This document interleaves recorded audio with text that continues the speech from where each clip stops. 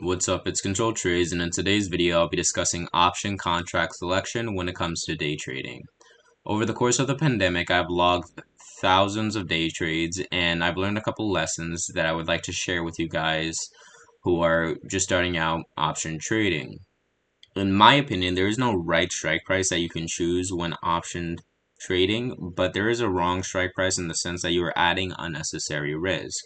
And when I say this, there's cases and scenarios where you're trading a stock and the stock moves in your given direction, but you still lose money on the trade because you chose the wrong contract. And I don't mean wrong contract in the sense you chose puts instead of calls. I mean wrong contract in the sense that you chose too far out of the money strike price. So the goal of this video is to provide you guys with tips to hopefully avoid from making this mistake and prevent this from happening to yourselves.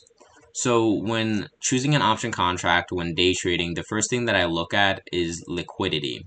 And liquidity essentially is it's how easily you can get in and out of a position.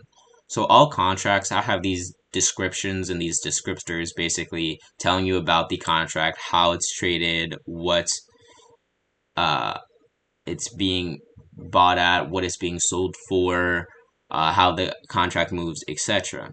And two of these descriptors are volume and open interest. And volume and open interest will allow you to gauge the liquidity of an option contract. What volume does is it tells you how many contracts were traded on that given day. So not any other day, just that specific day that you're looking at it.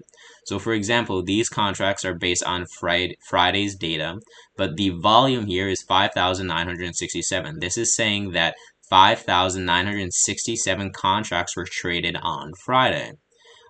In addition to the volume, the open interest here is 2,777. What the open interest tells you is tells you how many open positions there are or how many active contracts there are. So in this case, there are 2,777 active contracts. So when I'm trying to gauge liquidity, I want to see that there's high volume and high open interest. And essentially, what that tells me is it tells me that I can get in and out of this position very easily. And when I say high, I'm looking for something probably greater than like 500 for both. Thousands are preferable, but greater than 500 you shouldn't have too much trouble with. And then in addition to volume and open interest, the third thing that I look at to gauge liquidity is the bid to ask spread.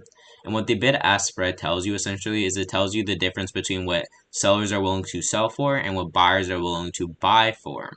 And the spread is very important because if you have a wide spread, not many trades are going to happen. And you'll see this reflected in the volume and the open interest. So for example, in real life, say I'm trying to sell a computer mouse. Say that in the market, sellers are only willing to sell the mouse for $100 and buyers are only willing to pay $10. Obviously, not many trades are going to happen because there's a $90 difference between what sellers are willing to sell for and what buyers are willing to buy for. In order for me to make a sale or actually make a trade where I agree with someone else, our prices have to be relatively close to each other. So in our mouse example, say maybe that sellers are willing to sell for $100 and buyers are willing to buy for $90, then you may get a sale that happens at $95. The same principles apply to options trading in the bid-ask spread. So for this example, I'm going to be using Robinhood, but it doesn't matter which brokerage you use. You could use TOS, Tastyworks, E-Trade, etc. The list goes on.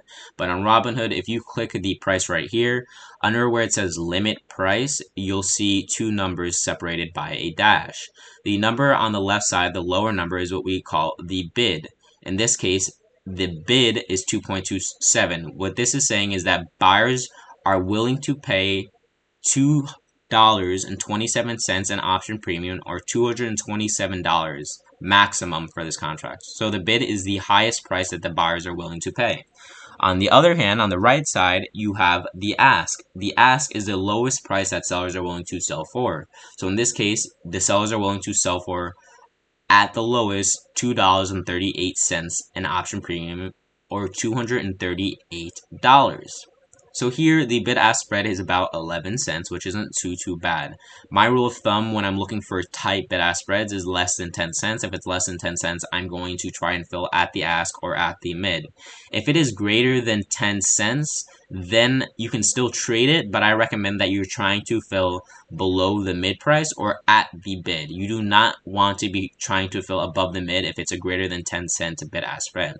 And the reason being is that you can lose money off the spread alone. So say that I get into a position and I buy at the ask of $2.38, right? Now, say for some reason I want to instantly get out of the position. I may not be able to sell unless I sell at the bid price. So then I'm instantly taking an 11-cent loss here, or $11 loss per contract here. So obviously with multiple contracts, this could be very, very bad. So I'm going to give you guys just an example of a liquid option versus something that I consider to be very illiquid. So usually the close to at the money or slightly out of the money contracts will be the more liquid options. So in this case, like I said, the volume here is relatively 6,000. The open interest is 3,000. This is a very liquid contract, and you can see the bid-ask spread isn't too wide. But on the other hand, say we go deep in the money, for example, the 245 calls, right? The volume here is 0, so this means that 0 people traded or 0 contracts were traded on Friday, and the open interest here is 50, meaning that there's only 50 people who are holding these contracts. So here you can see that there's not many trades happening, and if you were to enter a position in this case, it would be very hard for you guys to get out. And if we were going to look at the bid-ask spread, just from the volume and open interest alone, you can usually tell what the bid-ask spread looks like. If it's high volume, high open interest, the bid-ask spread will be very tight. But in this case, I'm going to assume that it's going to be very wide, but if we click it, we can see that yes, we have almost a $2,000 bid-ask spread. So say again, you bought at the ask here and you could only sell at the bid when you go to get out. You're already taking a $2,000 loss, and that's assuming that nothing went wrong in this scenario and the stock just stayed at break even. But say it now add on that the stock went against you, then that's going to even be a bigger loss. So the spread in addition to delta, etc. In addition to liquidity, I like to look at the delta. When I'm trading option contracts and day trading them, I like to have a delta of higher than 0.30.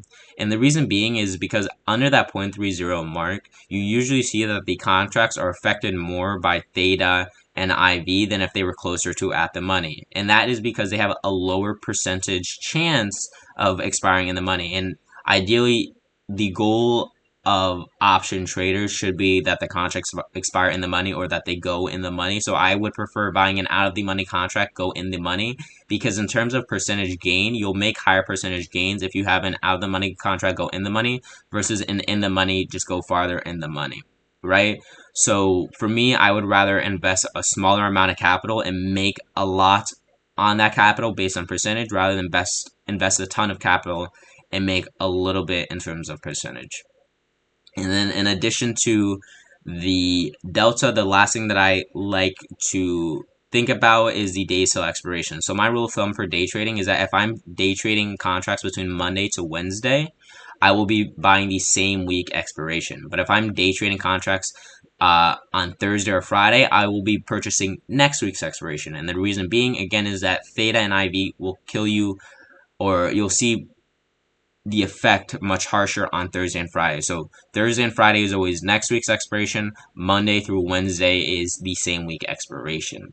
If you are scalping, you can usually stay with the same week's expiration throughout the week. But day trading where you're holding for 30 minutes plus or hours, I would definitely recommend doing same week expiration Monday, Wednesday, Monday through Wednesday, and then next week expiration Thursday and Friday.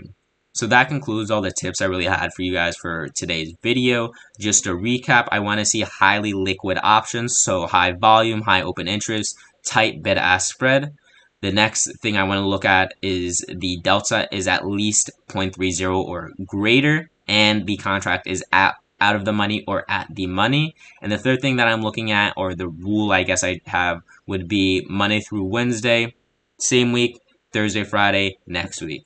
If you guys enjoyed the video, please leave a like. If you guys want to see future content, please subscribe. And if you guys have any feedback regarding how I can improve the videos, or you guys have any topics that you would like me to cover, please leave a comment in the comment section. Thank you for watching the video. I'll see you in the next video. Peace.